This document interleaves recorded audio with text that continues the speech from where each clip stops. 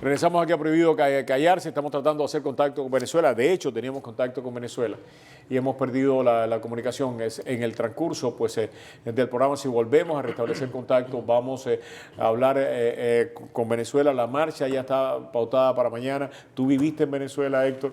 La situación realmente está fea para todos en estos momentos y la posibilidad de violencia mañana es altísima, por lo menos es la percepción que yo tengo. El problema es lo siguiente, todo depende de la capacidad de los dirigentes. Creo que hasta ahora ellos han demostrado que son unos políticos inteligentes y valientes. Si no, no hubieran llegado. Efectivamente. Vamos precisamente a ver este trabajo que Camilo ha preparado para ustedes y después creo que ya tenemos listo precisamente un contacto directo con Venezuela. Adelante.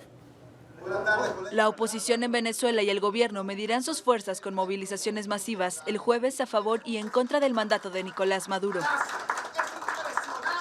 La manifestación denominada Toma de Caracas, convocada por la Mesa de Unidad Democrática, exige al Consejo Nacional Electoral la fecha para recolectar los 4 millones de firmas que faltan para realizar un referendo revocatorio del gobierno de Maduro. El Poder Electoral reiteró que esa etapa será la última semana de octubre. Aquí lo que viene es cambio. No porque lo promueva la oposición, no porque lo permite el oficialismo. Aquí lo que viene es cambio, porque el pueblo quiere revocar el hambre, quiere revocar la inseguridad y quiere revocar la falta de medicinas. Los opositores quieren que el referendo ocurra antes del 10 de enero, porque si Maduro es revocado después de esa fecha, será sustituido por su vicepresidente. Maduro acusó a la oposición de planear un golpe de Estado y amenazó con mandar a los dirigentes a la cárcel si ocurren hechos de violencia en las manifestaciones. Por su parte, los chavistas harán una gigantesca movilización que llamaron la toma de Venezuela. Aseguran que es para defender la revolución. Efectivamente, ¿tenemos ya contacto con Venezuela?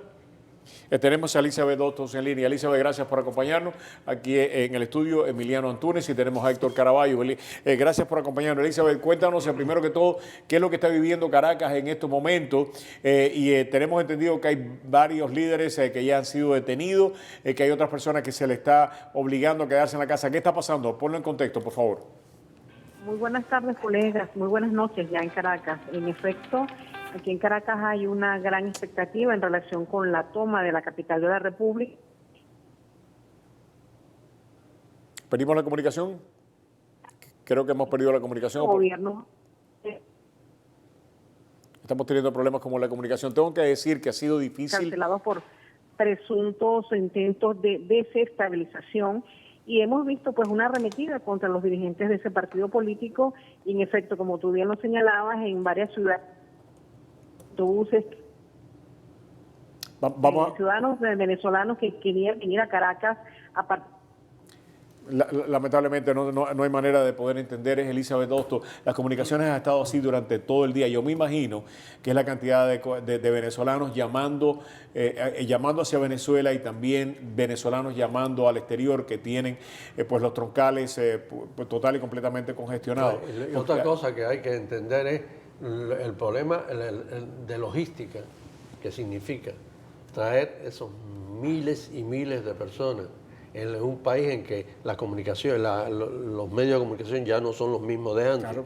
Y que al mismo tiempo el gobierno está organizando también unas movilizaciones aparte. Es decir, ahí hay que traer comida, ahí hay que traer agua, ahí hay que traer la forma de transportar a las personas. Hay lugares que casi hay que utilizar los ríos, en algunos lugares en el Amazonas hay que utilizar hasta ríos para llegar a los lugares donde están las carreteras para llegar hasta acá, hoy por hoy. Es decir, desde hace días ya hay personas movilizándose para llegar a Caracas, porque si no fuera así, no iban a llegar a Caracas.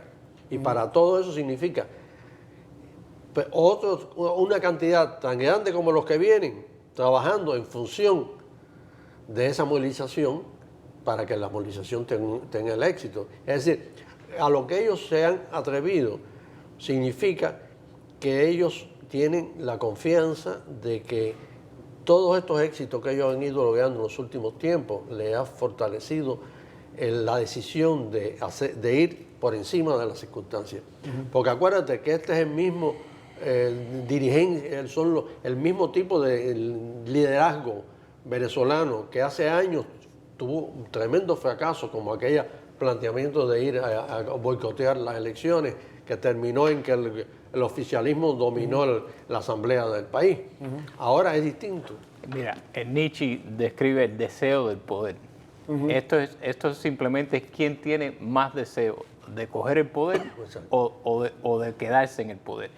Hasta ahora el gobierno, desafortunadamente Venezuela, ha mostrado que tienen más deseo de mantenerse en el poder que las personas que lo están oponiendo tienen deseo de deshacerse. Ahora, hemos llegado a un punto en Venezuela, por lo que se ve, en que hay una desesperación, porque ahora sí falta comida, ya no es que me falta un televisor, ni puedo comprarme un televisor, ahora me falta la comida, me falta esto, me falta lo otro, y vamos a ver, porque en Cuba se vivió el mismo proceso, y desafortunadamente la tiranía de Castro aplastó el pueblo, implementó el terror, y de ahí, y eso es lo que estamos en el proceso de Venezuela. Si el gobierno tiene del deseo, más deseo que lo que están protestando de mantenerse, es implementar un terror, y aquí no pasó nada, caballero.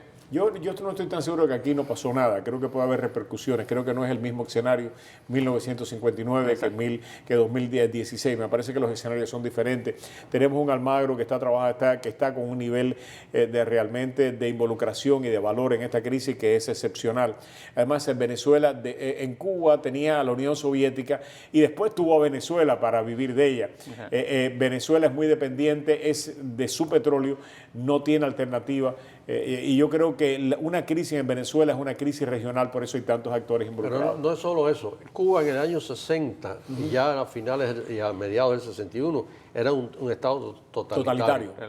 Venezuela nunca ha llegado a eso. Nunca. Venezuela es un país capitalista con una dirigencia política con ideas del socialismo del siglo XXI. Bueno, pero ya no queda nada de capitalismo en Sí, Venezuela. en Venezuela todavía queda todo, opciones, en Venezuela sí. todo prácticamente no ha habido... Pero no hay nada. Claro, que no haya... No, no, sí, los pero medios te quiero de decir, producción- hay industria, ¿no? Hay industria, que están hay el funcionando. sector privado, Pero hay no- tiendas, todo eso está en manos privadas En Cuba todavía. ya en 1960, Ya ahí no 60, quedaba nada, y lo señor. último ya en Y en el 1963. 68 fue la El última 68, ofensiva, exactamente. pero eso ya eran personas que lo que tenían era pequeñitos. Vender carpinteros, carpintero. En Cuba se llegó al nivel... Pero la industria cubana se en el cayó 61. en el 61 ya. Pero se acabó. Cuba llega al nivel de totalitarismo que los payasos cubanos, los payasos, no podían actuar de forma independiente, tenían que trabajar para el Estado y tú ibas a una dependencia del Estado, entonces tú contratabas los servicios de un payaso, de un amolador de tijeras, ¿a dónde llegó la locura totalitaria El en Cuba? control político en un Estado totalitario es distinto y es más fácil para el gobierno controlar Pero Exactamente. están llegando a eso ahí porque ahí están en un nivel de desesperación en este momento que el Indudablemente, gobierno puede dar el otro claro, paso claro. y llegar a eso. Hacia eso quisieran ellos. En ese camino están. Exactamente, pero no es tan fácil llegar. Tengo que pasar a publicidad, pero antes de pasar a publicidad, una aclaración. Me manda un amigo oyente, me manda que no es justo que le diga que utilice la palabra delincuente tan libremente, y tiene toda la razón.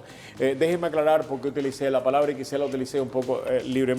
Personas en la campaña de David Rivera cometieron actos que se encontraron, actos criminales, o sea, delincuenciales, y terminaron en la cárcel. Algunas de esas personas, como Ana Liegro, han dicho de que pues David Rivera fue cómplice en esas actividades que fueron ilegales y que no ha sido pues llevado a la justicia por una fiscalía que no ha querido pues darle seguimiento a la investigación, pero hubo una actividad criminal delincuencial en esa campaña. En la campaña de la señora Campbell también hay una investigación criminal andando por el FBI. Es verdad que esta señora, al igual que David Rivera, nunca han sido pues enjuiciados ni encontrados culpables. En el caso de Joe García también hubo una persona en la campaña de Joe García que terminó cometiendo actividades que fueron encontradas por un fiscal lo suficientemente serias como para llevarlo a la cárcel. Fueron en dos instancias. En el caso de David fue por un candidato fantasma. En el caso de Joe García fue por el candidato fantasma y por boletas de ausente, que una persona de su campaña terminó yendo a la cárcel. Es más, el Herald reportó que yo sabía de estas actividades porque esta persona se había comunicado con él las intenciones de contratar esta persona que terminó siendo un candidato fantasma. Eso es verdad.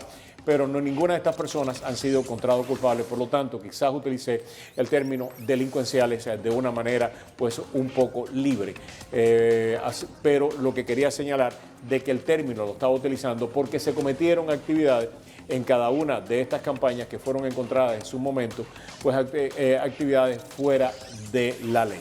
Lo que quería aclarar eso, pero tiene el oyente razón, debía haber mostrado, quizás había haber matizado. Indudablemente, si tú no has sido encontrado culpable, pues no. Eres inocente, aunque pues te señalen las personas que fueron encontrados culpables de alguna manera como Porque cómplices. aparte de eso hay una gran cantidad de funcionarios y dirigentes políticos y todo que también han sido acusados alguna vez en su vida y no han sido hallados culpables. Exactamente. Ellos no fueron encontrados culpables, pero personas en sus campañas sí fueron detenidos y fueron, pues terminaron en la cárcel.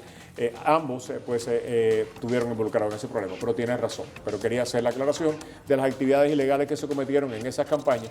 Y sí, a mí me parece, independientemente de eso, de que estos cuestionamientos éticos sí merecen un escrutinio mucho más severo. Y lo he hecho con David Rivera, y lo saben nuestros televidentes y mi radio escucha, lo he hecho desde que David Rivera entró en estos problemas, no de ahora.